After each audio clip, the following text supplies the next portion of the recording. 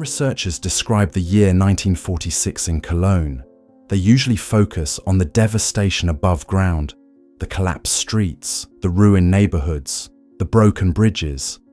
But the real story, the one that barely appeared in newspapers, the one that even today sits buried in archival footnotes, began below the city.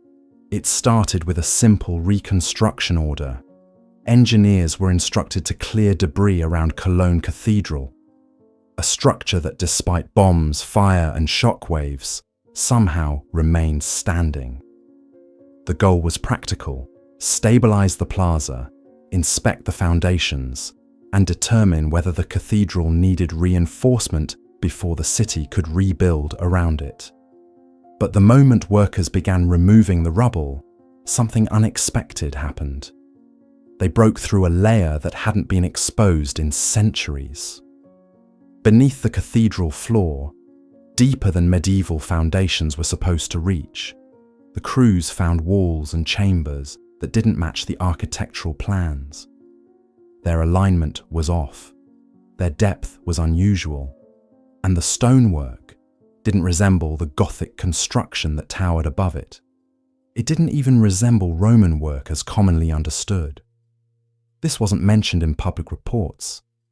It didn't make it into reconstruction briefings, but in the internal notes of that year, a quiet phrase appears over and over again: unforeseen structures, unexpected depth, older than anticipated. The official story would later simplify all of this into Roman remains. Nothing unusual, nothing worth discussion. But the photographs from the time, the ones developed in dim basement dark rooms while Cologne was still smouldering, show something different.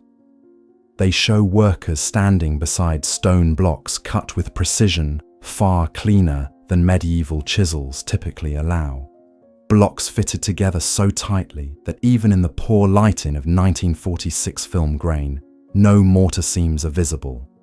Patterns carved into floors that don't resemble early Christian sites or Roman sites, but something older, more geometric, more deliberate.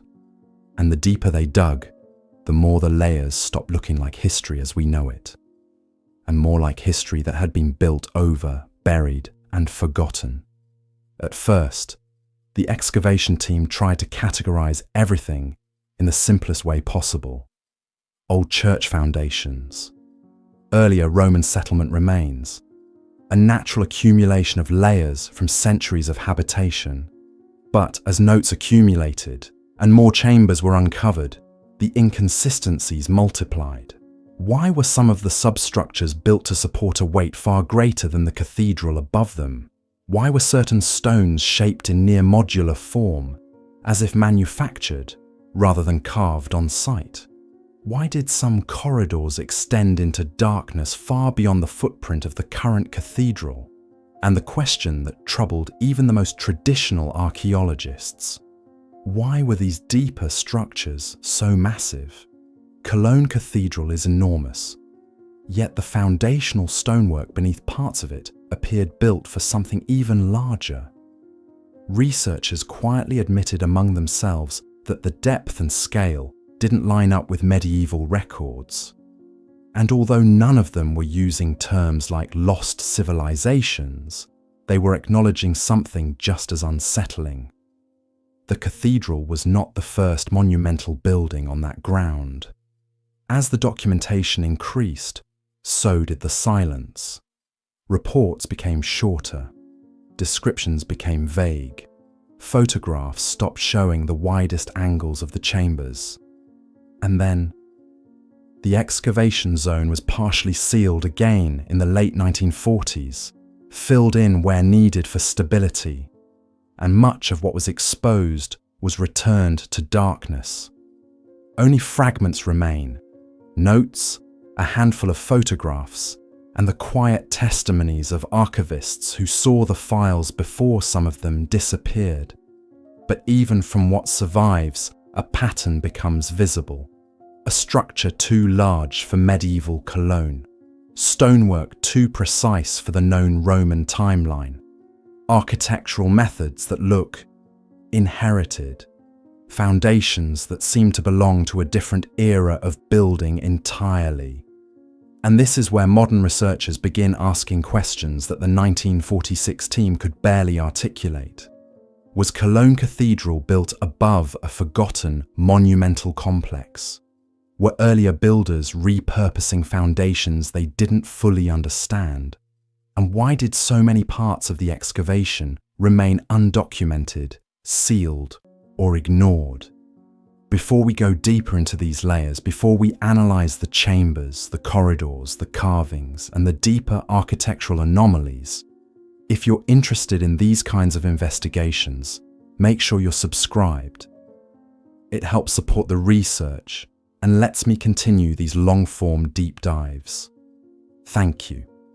Now, as we move into the next episode, we'll look directly at what Otto Doppelfeld's team uncovered.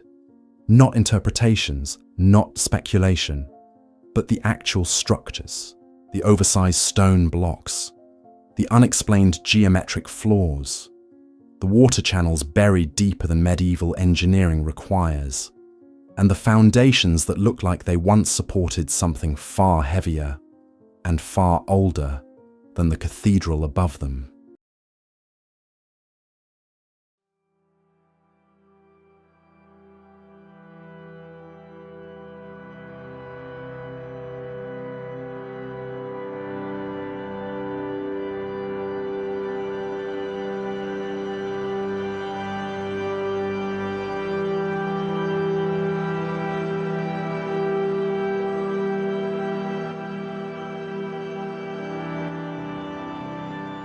When the excavation team moved past the first recognizable layers beneath the cathedral, the expectations were simple.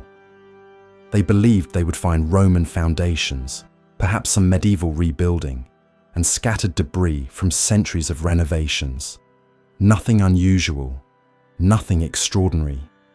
But within days, that assumption collapsed, because instead of a neat sequence of historical phases, the team uncovered a stack of architectural layers that didn't behave the way layers of a normal city are supposed to behave.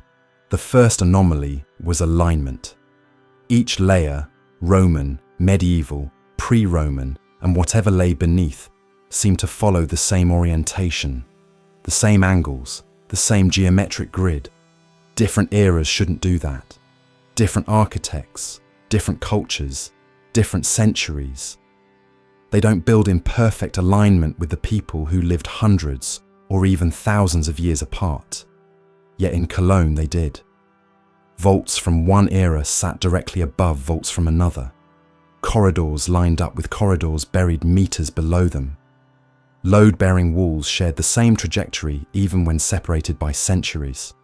It was as if every group that ever built on this site was copying an original blueprint, one that no longer existed in the historical record. As the workers dug deeper, the layers became stranger. Beneath the expected Roman remains, they began encountering stonework that looked nothing like Roman engineering. Much larger blocks, much tighter joints, patterns that seemed too mathematically precise for anything in Cologne's documented timeline. Some vaults appeared almost overbuilt. Arched chambers with flawless curvature, crafted with a precision that didn't match the crude tools of the time. And then came the discovery that puzzled even the most conservative members of the archaeological team: water-worn foundations. Stone surfaces smoothed, as if shaped by running water. Lower corridors with erosion marks. Floors with a sheen that only forms after prolonged saturation. Yet there is no historical record of Cologne Cathedral ever being submerged. No maps showing ancient waterways beneath this specific point. Nothing that explains why large sections of its deepest foundation look like they had once been underwater, or buried beneath layers of wet sediment. Photographs taken in 1946 show this clearly. Workers standing beside blocks so massive that the men look miniature in comparison. stones cut so precisely that even today stonemasons study the images in disbelief. Angles and joins that resemble megalithic sites far older and far more advanced than anything medieval Europe is credited with. But the most unsettling detail was not what appeared in the photographs. It was what didn't appear in the archives. The official reports written in the years after the excavation barely mention these features. Some drawings omit the deepest chambers entirely. Certain layers of stonework are summarized with vague terms like foundation materials or earlier structures, even though the photographs show they were far more complex than that. The silence is hard to miss. Because if these deeper layers truly belonged to known historical periods, why weren't they described in detail? Why weren't the unusual construction techniques documented thoroughly?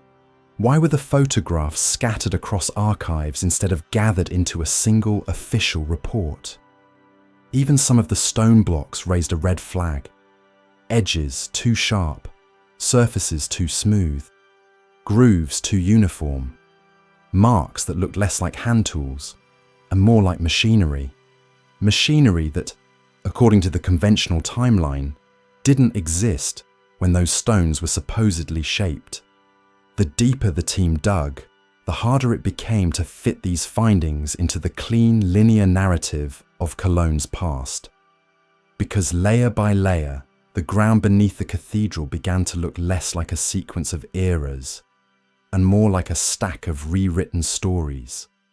A place built, rebuilt, and buried many times, yet always keeping the same mysterious geometric order.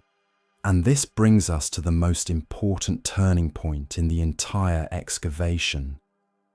A discovery that didn't fit any period. A structure that didn't match Roman engineering, didn't match medieval design, didn't match any known civilization tied to Cologne. Something out of place, something out of time. And that is exactly where episode 3 begins. Because in the next episode, the workers uncover chambers and architectural features that historians still struggle to categorize. Structures that seem to belong to a world older than anything currently recognized. Structures that raise the question no one wanted to ask. What exactly was Cologne Cathedral built on top of?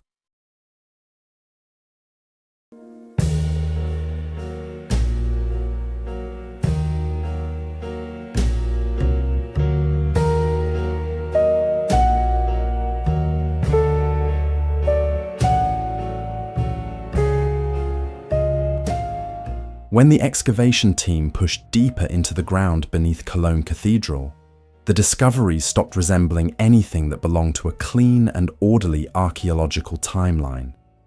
What they began uncovering were structures that didn't match Roman engineering, didn't match medieval craftsmanship, and didn't even match each other. Instead, they formed a strange architectural language, one that seemed to come from multiple eras, yet somehow remained unified, aligned, and impossibly precise. The first shock came with the chambers themselves.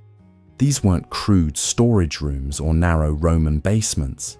They were geometrically perfect spaces, rooms shaped with exact ratios, arches that held their curve flawlessly across centuries, and stone vaults laid out with coherence, almost like the remnants of a master blueprint that no longer exists in any archive. Some chambers were sealed completely, packed with fill so dense that workers thought they had hit natural rock. But once opened, they revealed interiors that looked untouched since the day they were closed. Smooth walls, fitted stone, and construction patterns that raised more questions than answers. And then came the feature that still puzzles researchers today: the giant circular stone sockets. Officially, they are labelled as ancient wells, but nothing about them fits typical Roman or medieval well design. These were too symmetrical, too deep and too perfectly rounded, as if they were cut with tools capable of maintaining flawless curvature. Some sockets were wide enough to stand inside, others narrow to a point, almost like the base for machinery or rotating structures.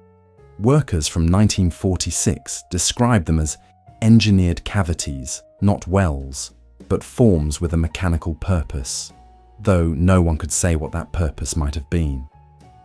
Another anomaly appeared in the placement of certain columns. These were not simply resting on the floor below. Many were positioned at angles that made no architectural sense, tilted, offset, or sitting above blocks that clearly predated them. It created an uncomfortable possibility. The cathedral may not simply rest on Roman foundations. It may sit on something much larger, a structure whose proportions were never recorded, never taught, and never explained in the official history of Cologne. The deeper the workers dug, the stranger the findings became. Stone blocks appeared with perfectly straight edges. Some surfaces were polished smooth, almost reflective. Others showed precision-cut lines so clean that modern stonemasons still argue about what tools could have produced them. But the discovery that caused the most confusion was the metal embedded inside ancient stone. Some pieces looked fused, melted, or crystallized. Yet they were found in layers supposedly older than any metallurgy advanced enough to produce such effects. The official explanation: construction debris from later periods. But that does not explain why the metal appears inside the stones, not attached, not fastened, but fused, like the stone was shaped around it. That kind of effect requires temperatures far beyond medieval kilns, far beyond Roman smelting, and far beyond anything recorded in local history. Soon after these discoveries, something unusual began happening. Chambers were sealed again. Corridors were filled.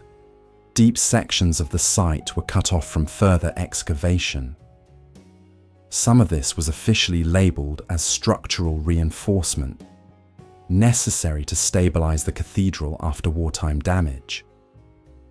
But the decisions about which chambers to seal first and which areas to bury permanently raised quiet questions among observers, because the rooms that were closed immediately were always the ones that challenged the official timeline the most.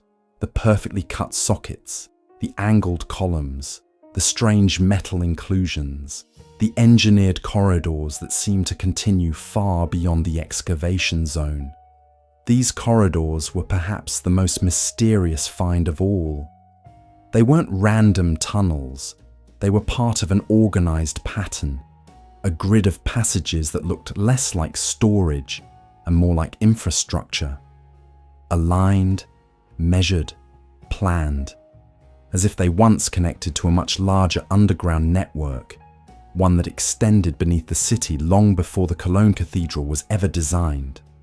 And yet, almost as soon as they were uncovered, many were sealed again, their entrances blocked, their purpose unexplored. The deeper records you find, the more one detail becomes impossible to ignore.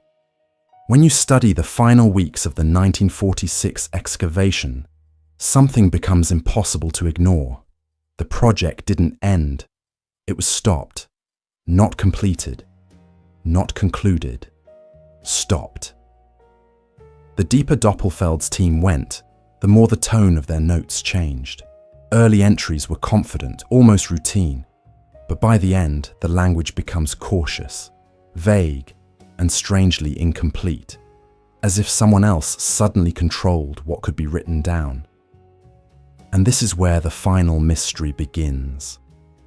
Because the last chambers they opened beneath Cologne Cathedral weren't ordinary. They weren't Roman. They weren't medieval. They weren't even identifiable. They were something else entirely. Multiple reports, the few that survived, describe stonework that suddenly shifted from the familiar to the unexplainable. walls with joints so tight you couldn't fit a razor between them, curved ceilings shaped with precision that medieval Europe was never supposed to have the platforms built for loads far heavier than anything documented above them, and corridors that extended beyond the excavation zone, disappearing into darkness below modern Cologne. But here's the part that always gets buried. The most advanced chambers were the ones that were reburied the fastest. Workers described filling entire rooms back in, sealing doors, packing earth into spaces that had just been uncovered. It wasn't gradual, it was immediate. The official explanation: structural integrity, safety concerns, war damage. But if it was only about safety, why were the oldest, cleanest, most structurally perfect chambers the ones sealed first? And why were the most fragile medieval layers left exposed for study? It doesn't make sense, unless those deeper layers posed a different kind of threat. Not a physical one, a historical one. Because if the foundations beneath Cologne Cathedral truly showed construction techniques beyond medieval capability, and if some of those chambers didn't match Roman architecture at all, then the entire accepted story of European building history begins to collapse. Imagine what it would mean if a Gothic cathedral was built on top of something far older, something massive, something engineered, something we didn't build. Imagine what it means if the foundations weren't medieval upgrades, but medieval attempts to hide or repurpose what came before. And maybe that is why the 1946 discoveries were quietly reburied. Not to protect the site, but to protect the narrative. The surviving photographs tell their own story. Workers standing next to blocks that look almost machined, arches that resemble structural ribs, floor systems too uniform for their supposed age. These aren't the kinds of discoveries historians like to explain. They're the kinds they prefer not to talk about at all. And that brings us to the final question of this documentary, a question no archive, no textbook, no official publication has ever answered fully. Why was the deepest evidence, the earliest architecture, the most advanced layers, sealed away again? Because when you step back, the pattern becomes clear. The perfect stonework was buried. The strange circular sockets were buried. The unexplained corridors were buried. The oversized foundations were buried. The melted metal inclusions were buried. And even parts of the photographic record vanished, almost as if the excavation had accidentally revealed a chapter of history that wasn't supposed to surface. A chapter older than Rome, older than the medieval world, older than the narrative we were given. And for one brief moment in 1946, the earth opened just enough to show it. But instead of studying it, they closed it again, sealed it, filled it, forgot it, or pretended to. Because if Cologne Cathedral stands on top of a structure built by a civilization we no longer acknowledge, then the real question is not what was discovered in 1946. It's what else lies beneath the cities of Europe? What other cathedrals? What other monuments? What other layers were quietly reburied long before cameras existed? Operation Unearthing Cologne. Cathedral wasn't just an archaeological dig. It was a glimpse, a brief, accidental glimpse, into a version of history we were never meant to see. And now that glimpse is your clue, your map, your invitation to question everything we think we know about the old world. Because if this is what survived under one cathedral, imagine what still sleeps under the rest. This concludes the documentary. But the investigation has only just begun.